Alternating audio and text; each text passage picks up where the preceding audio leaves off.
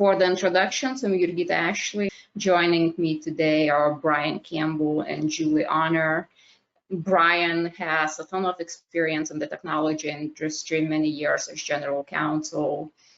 Julie is counsel of Thompson Hine, focusing on AI policies. So I don't want to repeat everything just in case you already heard all of this, but so let's go straight into the program. And Brian was going to kick off sharing some background between the difference artificial intelligence and generative AI. So Brian, please go ahead. Sure. Yeah, we're just going to distinguish between traditional AI, which would be kind of systems that are designed to respond to a particular set of inputs. That would be kind of systems that have the capability to learn from data and to make decisions or predictions based on that data.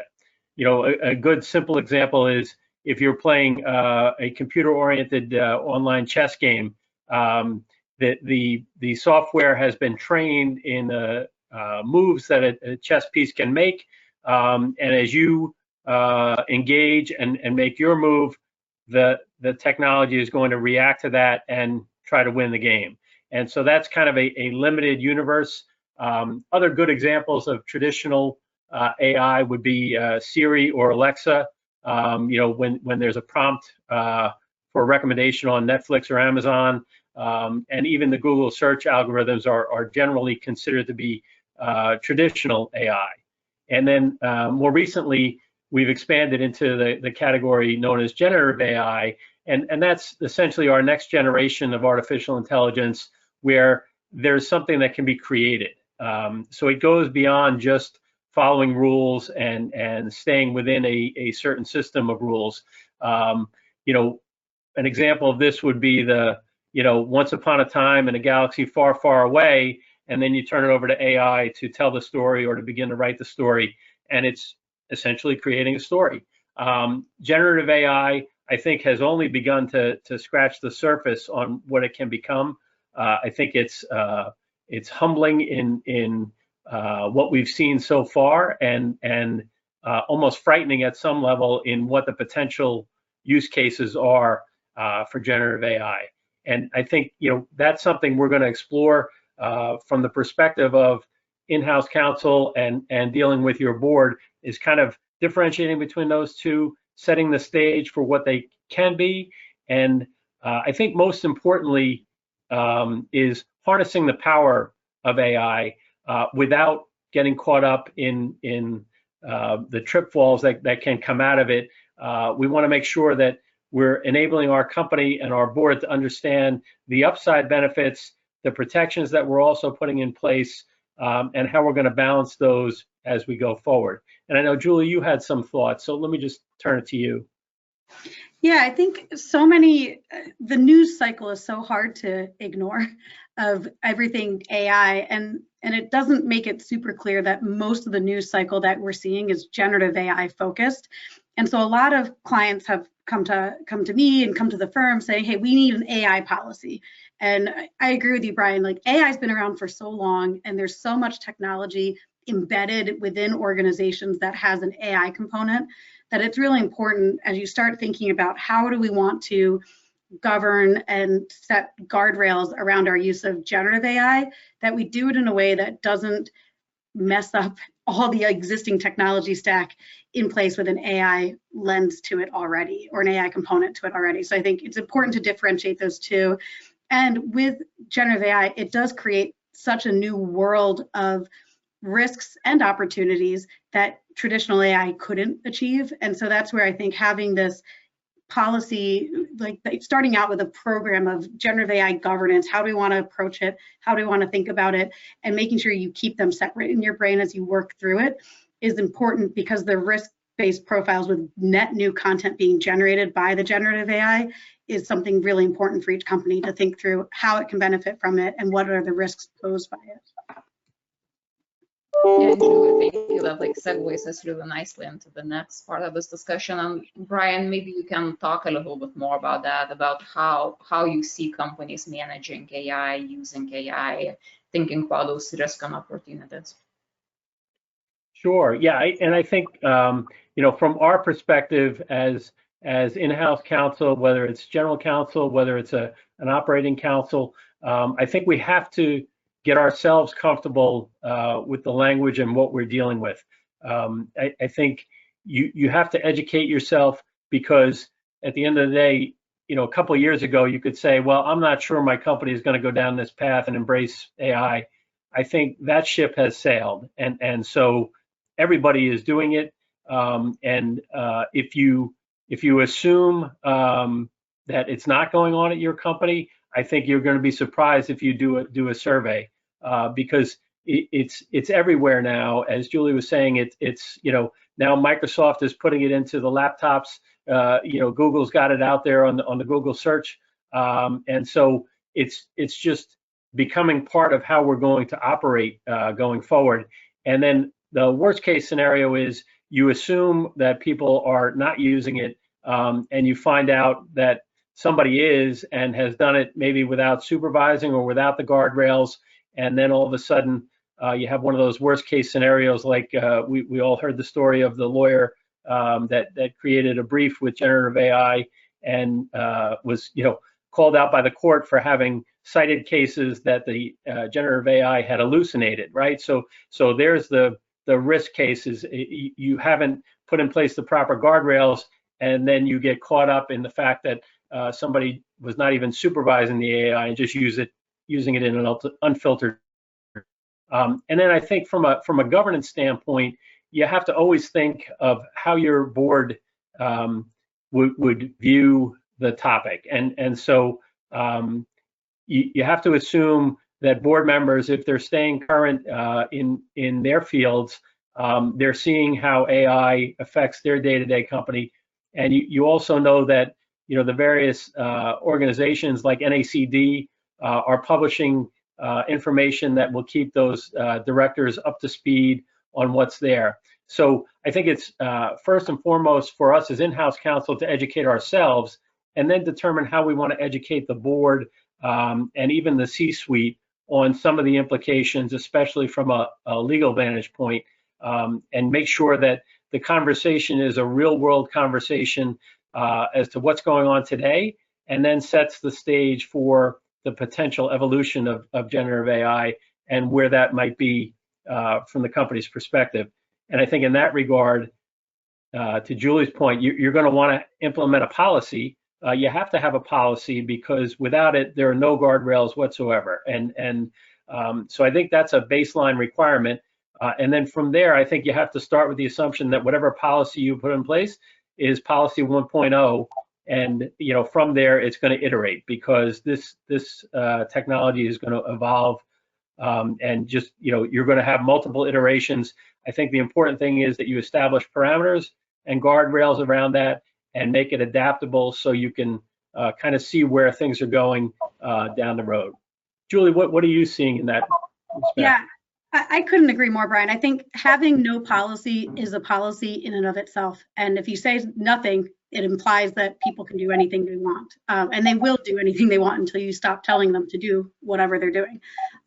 So I've worked with a lot of clients here working through what that version 1 looks like, knowing that it's a very adaptable policy that needs to be modified over time.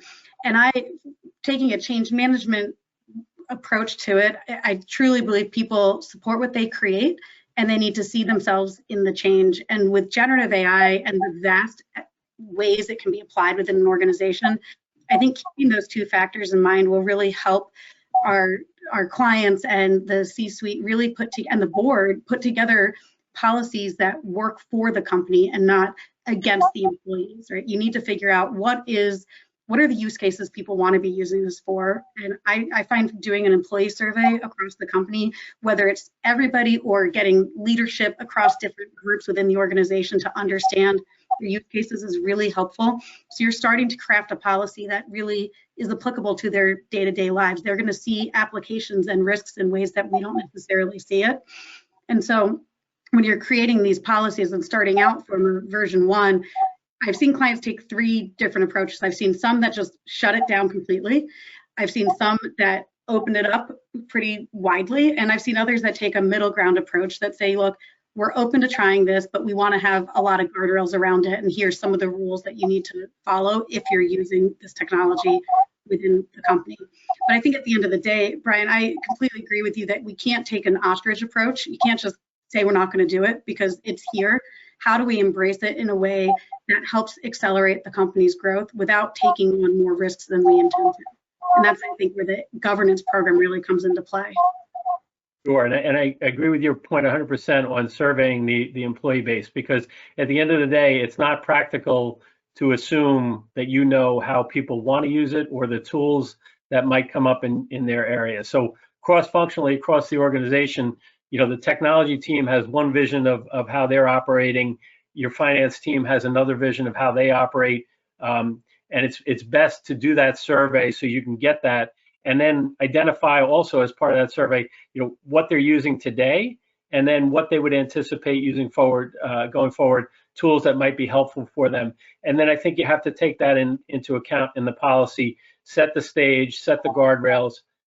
The other piece you can't ignore is where you are on the vendor landscape, right? So at the end of the day, you can have the best policy, ironclad for what's going on internally in the company, and then you enter into a vendor agreement and you find out that the vendor has AI that they're using as they deliver services to you.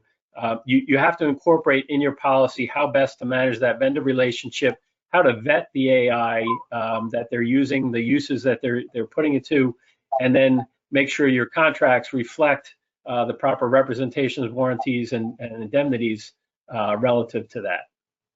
Yeah, Brian, on that point, I think one thing that we found really helpful with our clients is to utilize existing processes that are in the organization already. And I think the vendor management or the procurement policy and procedures, but it is really helpful to utilize existing processes. Let's not start from scratch if you have something that's working well, because a lot of the vetting you want this third-party technology to go through has the security review, has the legal review, has your data privacy compliance reviews already built into your vendor management program.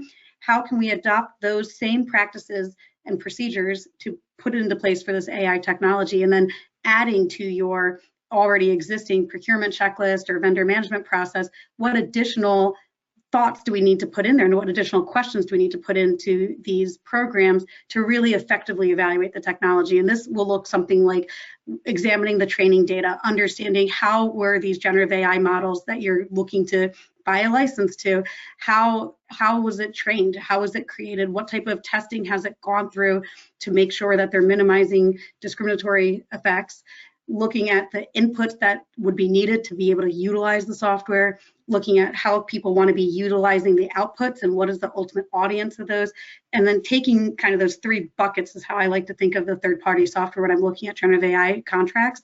When you think of those three buckets, how does that fit into the overarching risk profile that you have as an organization, and does it match where you want to be going? And I think that ends up being really helpful if you can marry it to these existing processes so it's not overwhelming. And as a former in-house attorney, I try to, not to get work off my plate, but we're very busy.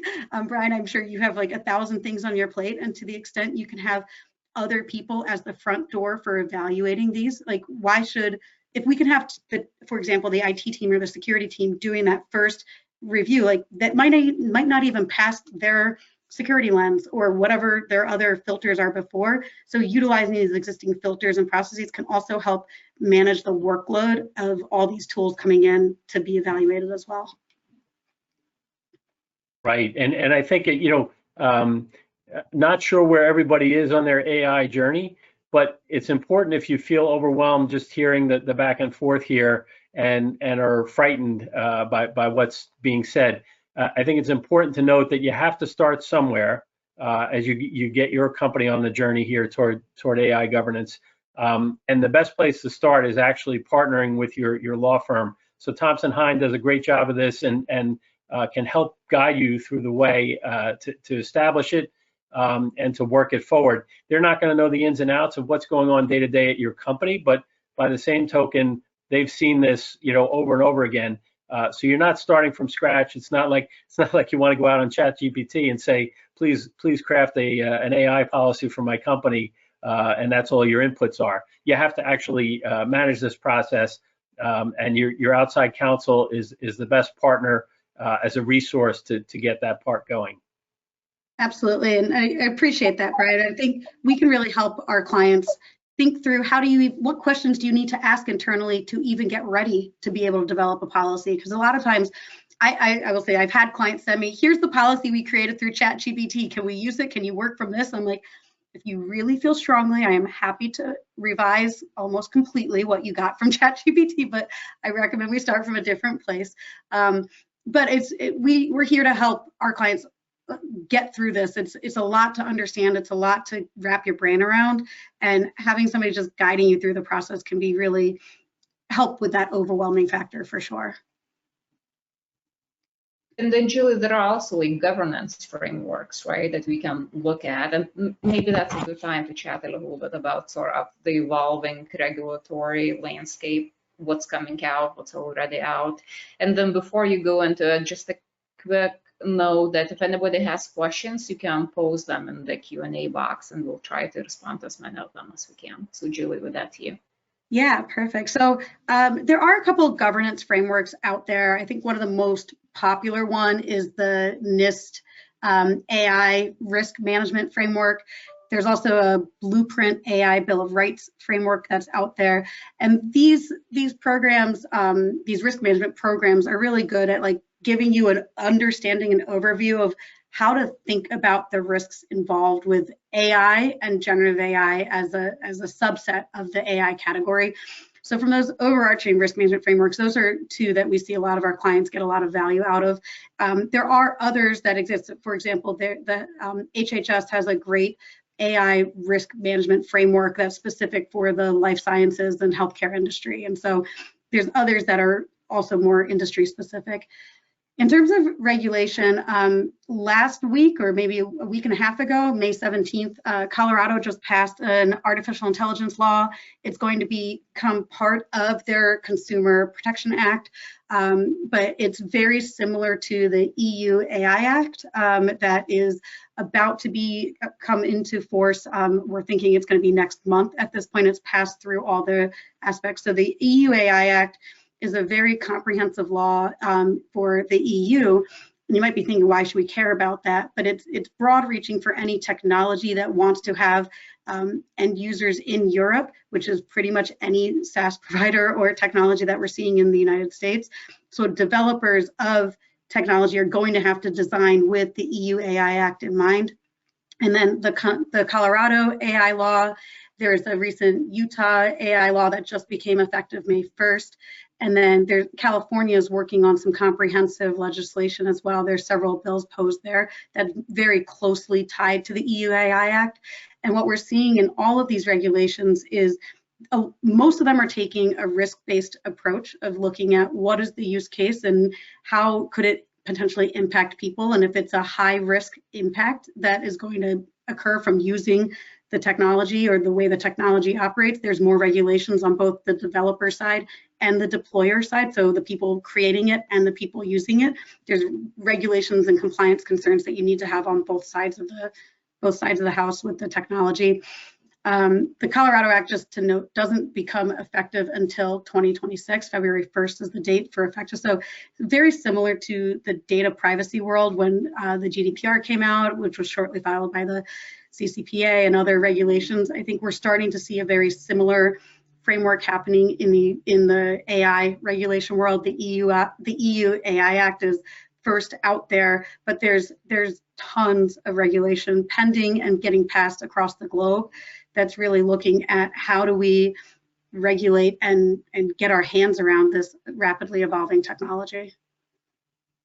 And like Brian, with all of that out there, how do you think about talking to the board or updating the board on all of these matters, and even broader, like updating the board on AI risks, opportunities, like what kind of reporting structure, dashboard, cadence, those types of things?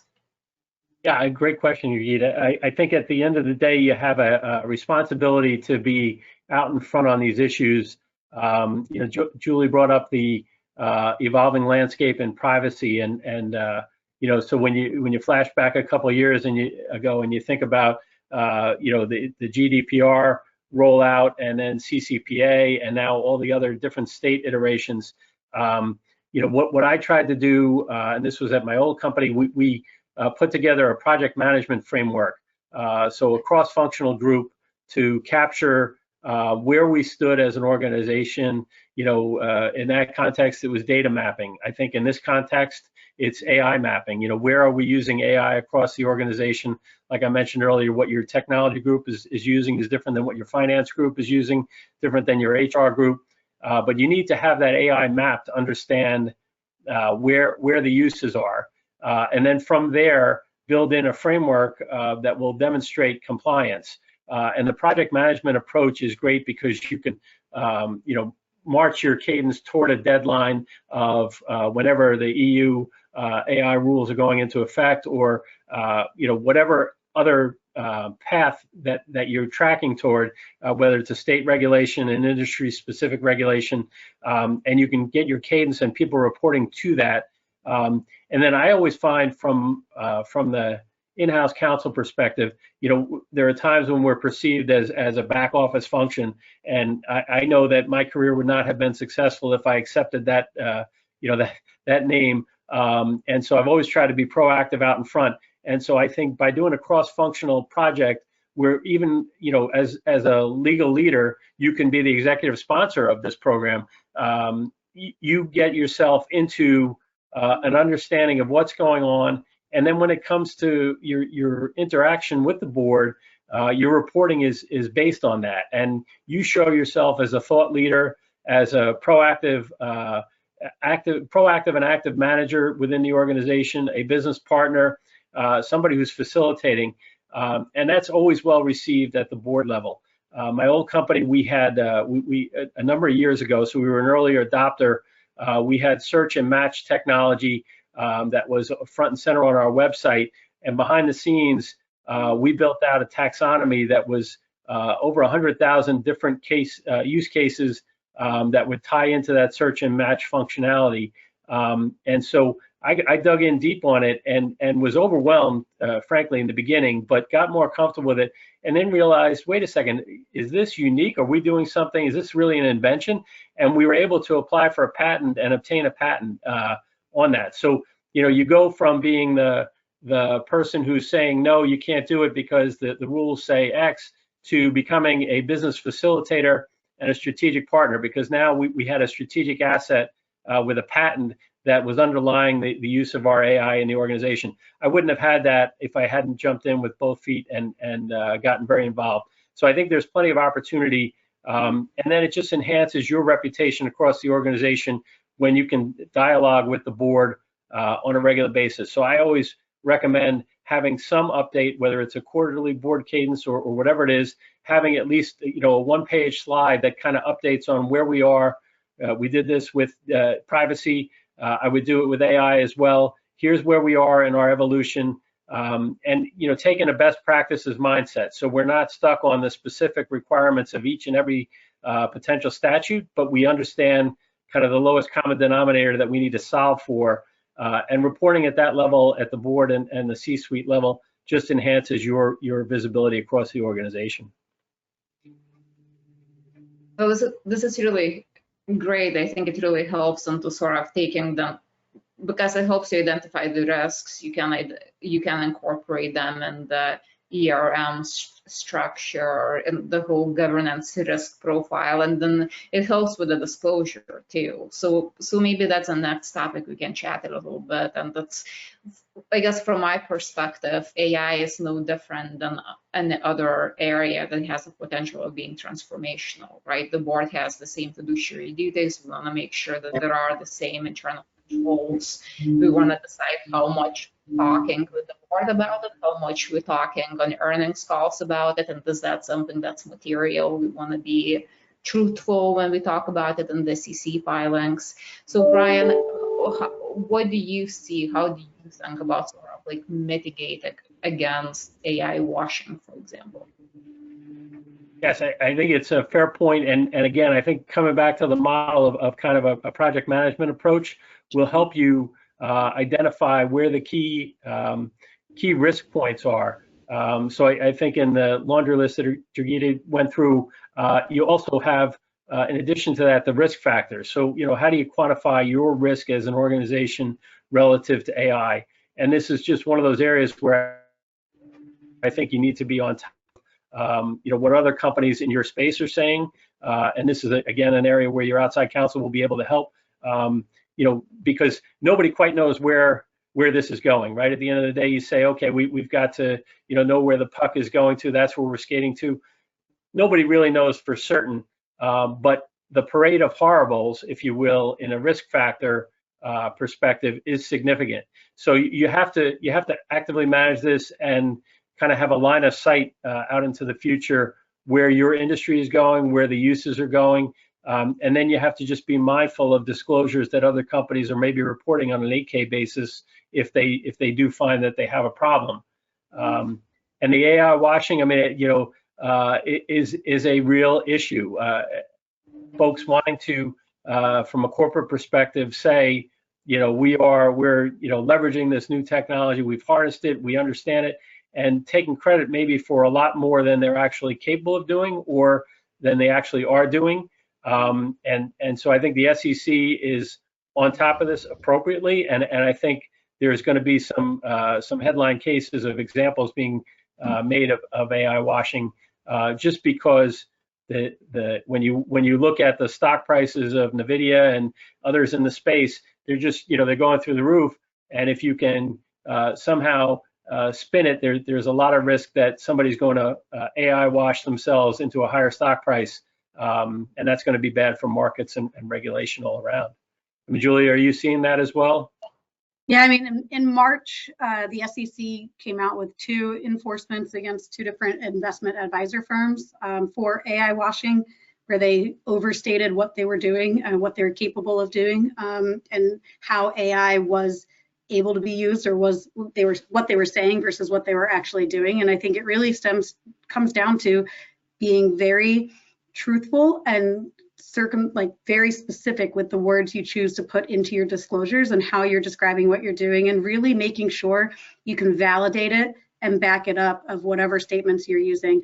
And that goes all the way down to your third-party vendor assessments as well, and really understanding you might be, I think there was this recent situation where one of the companies said that, I don't want to say which one it was because I can't remember exactly, but there was a company that said they were using this AI-powered tool to help people with checking out services, and it turned out it was just hundreds and maybe thousands of people, humans, monitoring and manually calculating everything instead of AI technology actually doing what they had advertised as being an AI-enabled component, right? And so it's just really important to make sure you can validate and feel really comfortable factually of what statements are being made and how technology is actually being used, what data is actually being used to mitigate those risks. Because it's there. I used, in the beginning of my career, I was a class action plaintiff's attorney, and marketing materials and company disclosures were my best friend. Like, I spent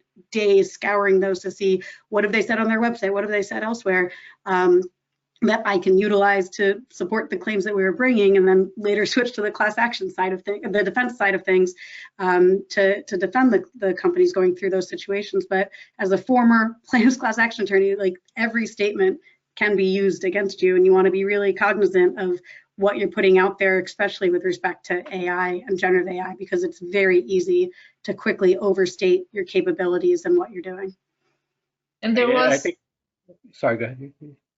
I was just going to mention, there was a very recent speech by the SEC Chair's Gensler that I think it's sort of helpful. It's nothing earth-shattering, but sort of helpful to think through. So if you're making prospective claims, have reasonable basis for them, tell the investors what that basis is. If you identify the material risks, describe them in a way that's not hypothetical, that's not boilerplate, that's more like specialized for the company. But then one other thing to think through, and again, it's not unique to AI, but sort of similar to what we do in the cybersecurity and the data privacy space, I think we also want to make sure that when we're thinking about these either incidents or like material disclosures that also tie them into the insider trading controls and procedures. So that should something happen, we would know whether or not to shut down the window. And then Brian, you were gonna jump in with some thoughts too. Yes, no, I think those are spot on. And then I would just come back to the project management framework, if you will, because you should be building out, like you are for the rest of your SEC filings, the support and documentation that substantiates everything you're putting in your disclosure. And so I would come back at this from a project management standpoint and say, okay, we're saying that the risk of using AI is X. And then we're also saying, when we talk about some of our core assets, that AI is one of those, and build into my project management formulation such that my technology folks are signing off on those statements, or we're getting the appropriate people within the organization to do that. And this all sounds, again, potentially overwhelming, but if you do your project management structuring the right way, and you get the support from the top down within the organization, and I'm talking, the CEO level here, to kind of encourage people to participate and become the domain expertise, within the organization on AI. It's not in their day job title maybe, but at the end of the day, they've then become a huge resource for the organization, and you build that out, and that helps you as in-house counsel understand from a risk management perspective that you are tying things out. Nothing, again, is going to be foolproof, but at the end of the day, if you don't put in those checks and balances and guardrails, you're at risk. And then is that also like part of when you think about training on AI issues, is identifying those disclosure areas, so like potential disclosure areas, part of that training, and also like going broader than that, like how do you use the training to sort of make sure that AI is being used effectively, that any sort of like vendor third-party interactions are also being covered? Would be really interested. Brian, maybe you can start, and then Julie can jump in. Yeah, I think, again, it comes back to our discussion earlier about the survey and the audit. What are we doing where and with what? Is it, homegrown, an internally created resource, or is it something we're getting from the outside? And you have to keep track of that, and then you have to support that. I mean, recently I saw an example where a company didn't know that its previous approval of an AI technology for a different purpose was used to support its use in a new function, and that caused some issues because the capacity in which it was originally reviewed had now evolved into something entirely different, and they hadn't taken that into account. So all this to say, I think you just need to kind of try and keep your finger on the pulse of what's going on in the organization. Your best leverage points are others throughout the organization, the expertise, from an AI perspective, in technology, in finance, in HR, and being able to check in with them on a regular basis. Even if you get to the point where you're comfortable that you've satisfied all the statutory or legislative requirements, you want to check back in with those folks on a regular cadence, whether it's once a month, and just say, where are we? Julie? Yeah, I mean, a policy is only as effective as the people who follow it. So if you put all this effort into putting a policy together and do nothing more than publish the policy, it's not going to be effective in really building out a governance program. And much like with data privacy and protecting confidential information and proprietary information, it's going to take the entire company to really make sure that you're in compliance with the intent behind the policy. And I think it's important then, when I work with our clients on putting together policies, we actually include a whole section in the policy itself on risks to the organization, so that the policy becomes an educational component to remind people of the why behind the policy, the why behind the concerns, so that they can come with a more intellectual approach, an educated approach to how they interact with the technology. If we can inform them and give them the why, they're much more likely to then comply with the policy when they understand the why behind it. And then that really marries well into rolling out training across the organization, I think also within the board, for them to understand how the risks really look for your organization, because the risks of your current company, Brian, is going to be very different to the risks to my previous company that I was the general counsel for, because they're two totally different industries and the use cases are different, the data sets are different, and how we apply it is going to be different. And so really helping the board understand, we've taken the time, we've understood the risks, we're training our employees, we're training them to really understand how we're approaching it and how we're doing it, and then having it be this ever evolving program. A lot of these upcoming regulations require data impact assessments or AI impact assessments, similar to the data impact assessments we had to do and do regularly. And so I think if you start getting into the habit from the beginning of bringing this technology in and understanding what is the impact on our organization, where could it go wrong, what have we thought about, and what controls are we putting in place, it sets you up for compliance from the beginning. I'm a big fan of compliance by design, and how can we build things from the beginning in a way that makes our future selves lives much easier. And so I think taking these steps to do the policy combined with training, combined with regular assessing it with an AI oversight committee to make sure that you're staying on top of it and doing regular trainings. And then for some of the applications that you bring on, you might find there's value in doing a specific training for that application itself. For example, at our firm, we use generative AI technology. We have a license to a specific tool, and we did a specific training for that tool on how do you best utilize the tool as a lawyer, as a professional on behalf of clients, and what are the rules and regulate like parameters around it to make sure you do it safely and as the firm intends to. Yeah, and this. So a couple of things. The society will be holding its national conference in the middle of July 15th, 17th, and there will be more information, various roundtables of the AI. So I was gonna save this to the end, but this seems like a good reminder for anybody who's able to attend to join us there. But also we talked about the training, sort of workforce training, but then Brian, like, how do you think about building the board's expertise? I know that you already mentioned National Association of Corporate Directors, but then sort of, are there other ways to make sure that the board is not just being informed, but also sort of the skill set is being built out of how to like assess and evaluate this new area? Right. I think there are plenty of opportunities to do this. And from an educational standpoint, I think starting with what you're reviewing yourself as in-house counsel is a great baseline, right? So what you deem relevant as you're educating yourself on AI's impact on your business, there have to be some of those materials that then become relevant to your board. And I think if I put myself in the shoes of the board member, which I like to do, the possibility that the general counsel is not reporting to the board on AI or presenting educational opportunities or circulating FYI materials would lead me to conclude that nobody's really watching what's going on. And so I think that's always a bad outcome for an in-house counsel. So I think you have to be proactive. Doesn't mean you need to hold formal trainings every quarter, but if you're not saying something, the assumption is you're not doing anything in this regard, and that's not a good place to be.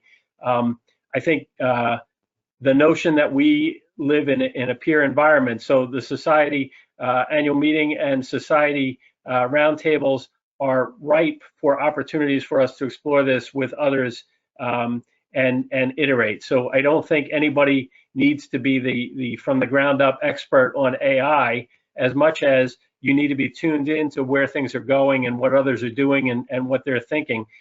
So it makes sense. I mean, I think, throughout my career, between the Association of Corporate Counsel, Tech GC, I'm a longtime member of the society, and then watching what the board governance entities do in this space, you're going to get exposed to the right resources, if you will. I mean, I think even law firms are doing, regular publication on the topic, but then also podcasts. The big four and consulting firms are also active in the space. So there are plenty of resources. And like I said, I think it's just trying to find the right ones and make sure your board is aware of them and that it's part of a dialogue rather than, this is one of those things you can't stand up. At the moment you have a problem from an AI related issue and you're informing the board, if there's no previous dialogue on the topic, you're in a tough spot and it's hard to ever dig yourself out of that spot. So I think, establishing that dialogue, regularly inform, regularly share, and then it just makes the conversation easier if there is an issue down the road. And I think your directors bring a perspective that adds value to the organization, and they're going to come to it with their own unique lens. And so helping them understand the risks as you see it and the use cases that you're considering or that you're utilizing and the parameters you're putting in place really sets them up to be in a value add position to give feedback, give their insights, and maybe share a perspective that you hadn't seen. Hopefully you have anticipated it based on their backgrounds, but there are moments where you get those really valuable comments where you're like, yes, I'm so glad, and this is how we're going to work through that. But these are great value add moments for directors to really bring to the table their unique perspective and their unique lenses of how they're seeing the technology in the lens that you're sharing it to them. So.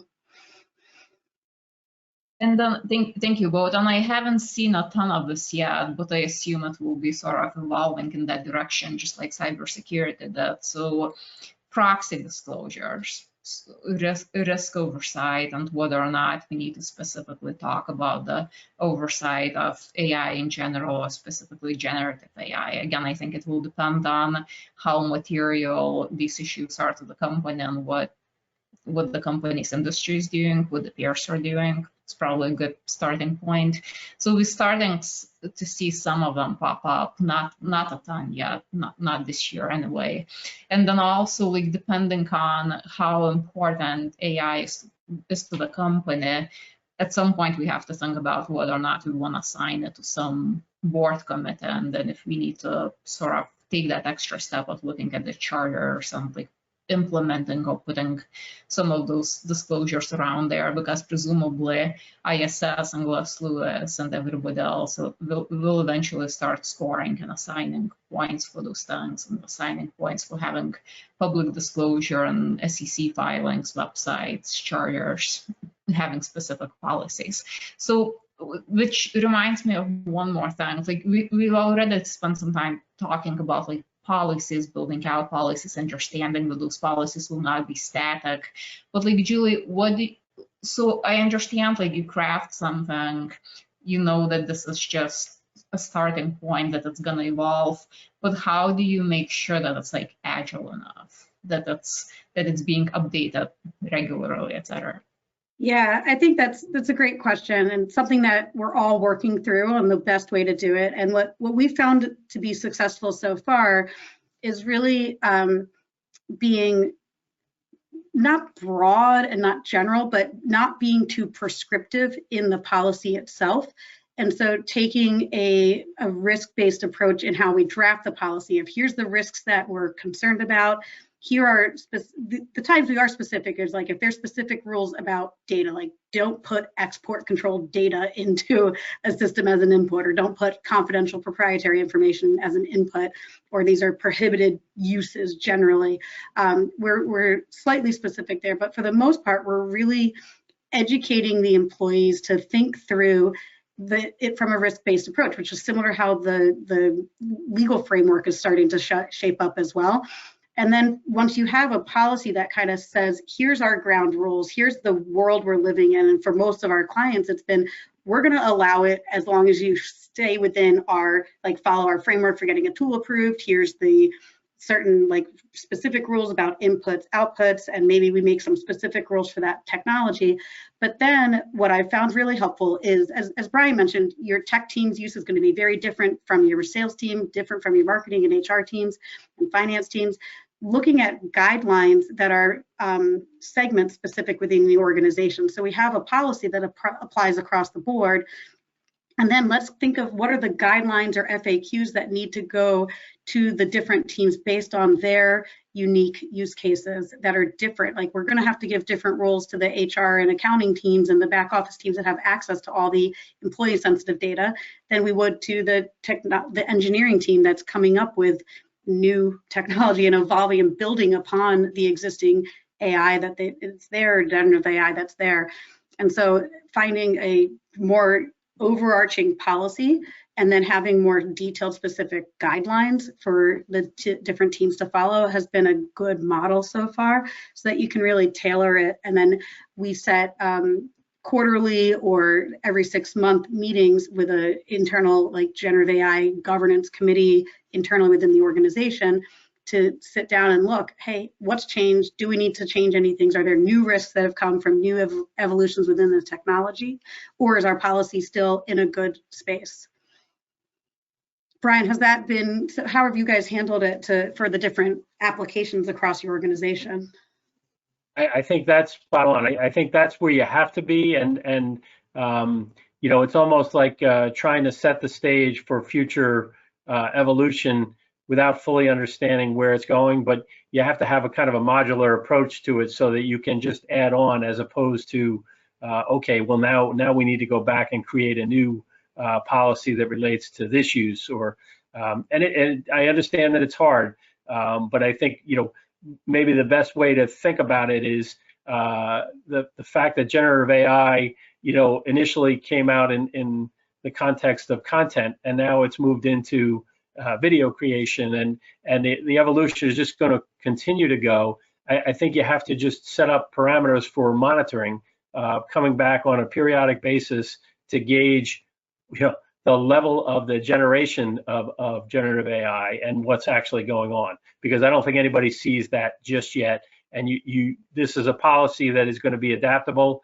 It's going to be rewritten or evolve into a new version on a regular basis. So you have to continue to monitor and track. I think one component within these policies that is going to evolve a lot is the transparency and disclosure side of the policies internally. It's really hard to, like right now, you don't disclose your Google searches to your manager. Like I looked in Google for blah, blah, blah, and this is what I did. But with generative AI, there's an aspect of that, of how much do you need to see the original output that you got from a computer generated content versus the final version that's going to be delivered to a customer, delivered to the public on a blog or a website, and what risks are involved with that. And so I think that's a point that there's a lot of unsureness of exactly what the right approach is. Of, do you require employees to disclose it every single time? Do you give a little bit of discretion to managers of how and when they say, yes, you can use it, and no, you can't? I think that's an area that's going to evolve as the technology continues to evolve and the use cases and capabilities of it evolves. I'm just curious to see how that plays out within organizations, because you don't want to put something that's burdensome and impractical for people to comply with, but you also need to think through of what is the documentation we need to validate the different points within our content we're creating, for example. So I think it's an interesting balance that we need to work through, depending on your organization and the use cases. So these are all super great suggestions. Like both things that both of you bringing up, like definitely seem to be cutting edge where companies need to be heading. What would you say for a small public company or even like private company, very limited resources, both people-wise, you know, and dollar-wise? What are the must-haves? Like, where should those companies get started? What are sort of high-level issues that they should focus on? I would start with, Brian, I don't know if you mind me jumping in. I would start with a policy, but that is informed by employees and use cases of where they need to go, and a partnership between legal and the IT and security teams. It might just be two humans talking to each other, between legal and the IT/security/infosec person, whoever that one human is that's doing a lot of roles. It might just be a partnership between the two of them, but it's a really important partnership to talk through what existing processes do we have that we can utilize to add additional components to make sure we're catching AI where we can, I'm the queen of scrappiness, so I'm always like, how can I reuse and repurpose what's existing to get the most value out of what we're trying to create and the risks we're trying to mitigate against? Because I think that's ultimately where it is. But I think for smaller companies or companies that don't have as many resources, I think you still can't take the ostrich approach. You can't just put your head in the ground and wait for it to blow over. You need to do something, but there's ways to do it in a very efficient manner, utilizing resources you already have. I don't think this is it needs to be at this point to the extent that a lot of data privacy has gone, unless that's where your company lives and thrives. For example, like a data broker, they need to have a lot of resources on data privacy versus a different type of company in a different industry. Brian, what about you? What do you think? Yeah, I would agree with that. And I think I would also throw in the survey/audit capacity. So, you can reach out to other folks in the organization. You have to, I think, reach out and find out who's doing what and who intends to do what, so that way, when you do craft the policy, you have an ability to say, this is the reality of it. And then I think the other potential opportunity for a startup is creating kind of a task force, giving people some, visibility within the organization and giving them credit for being out on the forefront of this, because everybody wears so many different hats, has so many different jobs. Establishing a task force that's going to shape the AI approach that the company adopts is one where it will pay back over time, and you'll engage in a live dialogue that'll help the organization significantly. 1000%. Couldn't agree more on that. I mean, that's how we lived at my previous companies, by task force of cross-channel task forces, like folks from across the organization, to make sure you're not overlooking something. This is great. So with that, we only have a few minutes left. Brian, do you have any takeaways to share?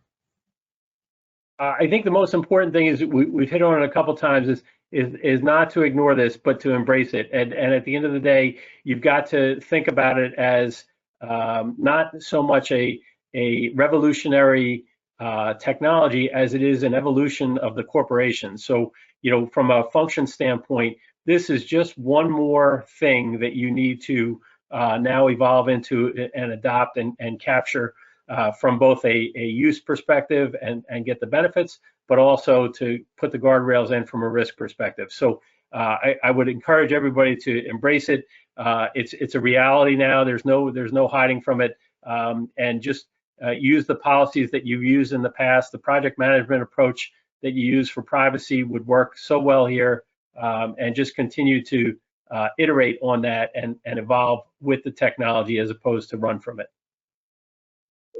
Whether it's, I would say, use your resources, right? Whether it's me, your outside law firm, like, let us help you. Like, you don't need to live in a vacuum. Let us help you start from a good starting point. Even if you want to do the most of the work, we're here to support. But I think, Brian, my big takeaway on this technology, I think you've hit on this already, is this is such an amazing opportunity for the legal function to drive innovation and transformation. And I think lawyers in particular, the in-house lawyers, are uniquely positioned to see risk organizationally wide and to really understand how your organization can embrace this and benefit from it. And so I think it's a really unique opportunity for the in-house lawyers to really step up and really help drive transformational change. So it's exciting. I love it. I'm excited to see where it goes. I couldn't agree more. It's sort of like ESG. GCs are often in such a perfect position to sort of guide this process. From my perspective, I would just say for the disclosure committees, it's probably something that needs to be brought to the disclosure committee and the audit committee to think about the control elements. Thank you so much for joining. Thank you, Brian, Julie, for sharing your insights. Super helpful. And everybody have a wonderful day. If you have questions or you need anything afterwards, shoot me an email and I can connect you with Brian or Julie. Thank you all. Thank you. Thank you.